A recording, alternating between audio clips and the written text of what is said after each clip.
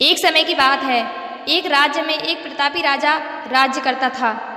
एक दिन उसके दरबार में एक विदेशी आया और उसने राजा को एक सुंदर पत्थर उपहार में दिया। राजा वह पत्थर देखकर बहुत प्रसन्न हुआ।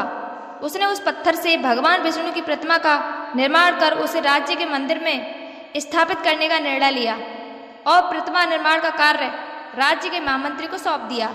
महामंत्री गांव के सबसे अच्छे मूर्तिकार के पास गया और उसे वह पत्थर देते हुए बोला, महाराज मंदिर में भगवान विष्णु की प्रतिमा स्थापित करना चाहते हैं।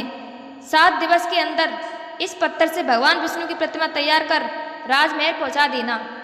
इसके लिए तुम्हें 50 सोने की मुद्राएं दी जाएंगी। 50 सोने की मुद्राओं की बात सुनकर मूर्तिकार खुश हो गया और महामंत्री के जाने के बाद प्रतिमा का निर्माण करने के उद्देश्य से अपने औजार निकाल लिए। अपने औजारों में से उसने एक हथौड़ा लिया और पत्थर तोड़ने के लिए उस पर हथौड़े से वार करने लगा, किंतु पत्थर जस का तस रहा। मूर्तिकार ने हथौड़े से पत्थर पर कई बार किए, किंतु पत्थर नहीं टूटा। 50 बार प्रयास करने के बाद मूर्तिकार ने अंतिम बार प्रयास करने के उद्देश्य से हथौड़ा उठाया, लेकिन यह सोचकर हथौड़े से वार करने से पहले ही उसने हाथ खींच लिया कि जब 50 बार वार करने से पत्थर नहीं टूटा तो अब क्या टूटेगा।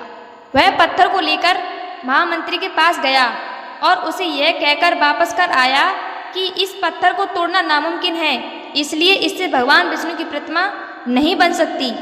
लेकिन महामंत्री को तो राजा का आदेश हर स्थिति में पूरा करना था, इसलिए उसने भगवान विष्णु की प्रतिमा निर्मित करने का कार्य गांव के एक साधारण से मूर्तिकार को सौंप दिया।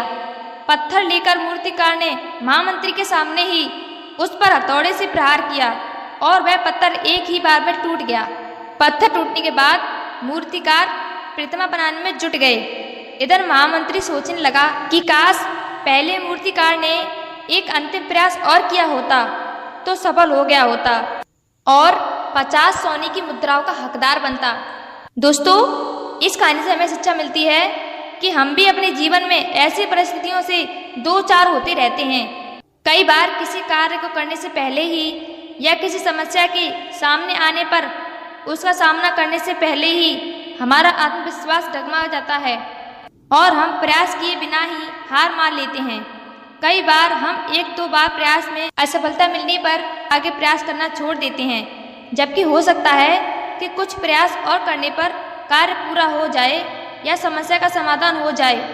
यदि जीवन में सफलता प्राप्त करनी है तो बार बार असफल होने पर भी तब तक प्रयास करना नहीं छोड़ना चाहिए जब तक सफलता नहीं मिल जाती।